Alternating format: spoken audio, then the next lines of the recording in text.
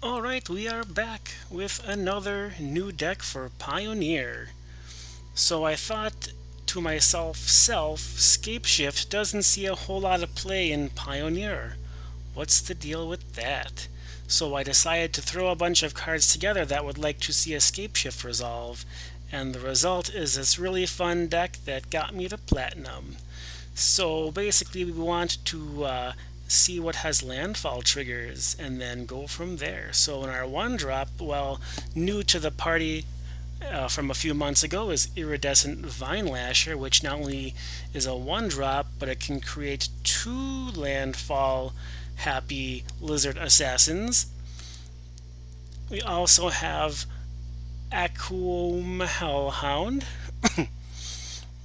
the 0/1 that can become a 2/3 or a 4/5.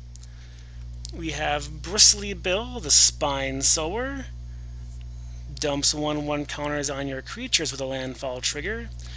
Brushfire Elemental has haste and can't be blocked by creatures with the power 2 or less, so it has some evasion, and then the landfall gives it +2/+2. Then we have Skyclave Geopede, a 3/1, but it has Trample, which might be really useful if you have several triggers all at once and don't really care if it gets blocked. We have a Velikut Exploration, a way to get possible stuff off the top of your deck to cast, or if you can't cast them, it just does some extra damage. Then we have Kazandu Mammoth. It's a 3/3 and has that landfall trigger. It's also a land itself. If you want that landfall trigger, you can do that half too. It does it all. Slices and dices and makes julienne fries.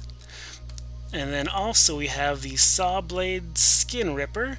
It's a 3/2 menace that also, when you sacrifice something, so not quite landfall, but if you do resolve a Scapeshift, you'll probably get several triggers on that.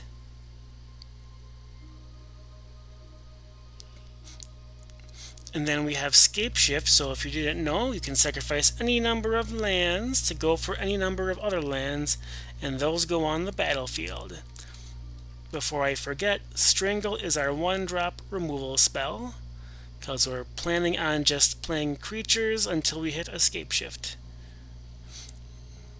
or just enough lands to win. So what do we Scapeshift into? Well, not only do we have lands, we can actually Scapeshift into Riveteer's Outlook, which will also trigger and then get you another landfall trigger to get a basic land if you need that extra trigger. You can also go for the deserts from the Het set, that when they enter, they deal an extra damage to the opponent as well.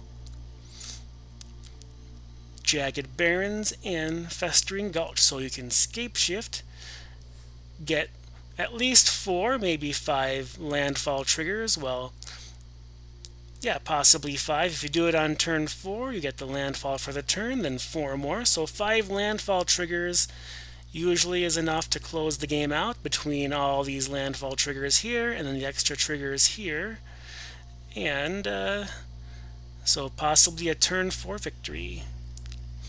But it also has a decent long game plan because it has a lot of creatures to attack with.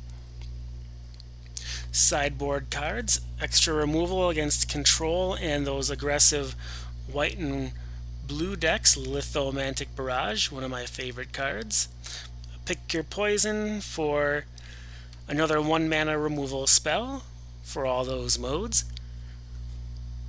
We have my Turn the Earth, which I'm experimenting with, a instant form of graveyard removal for green. I still think it's good. Also has Flashy Back, so you can get 2 uses out of it. We have Pyroclasm, a way to deal with those decks that go super wide, super fast. So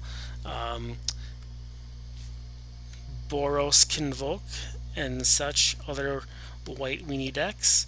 Then we have Damping Sphere to slow down those, again, aggressive decks that try to do a lot of things at once. And then I like this card against control, once and future. You can get either 2 cards from the graveyard back to your hand if you adamant it, or you can get a card to your hand and a card to the top of your deck. So maybe you want a land back, or maybe you want a creature back, or a Scapeshift back. Good deal. So there you have it, Jund Landfall. What do you think? Thanks for watching.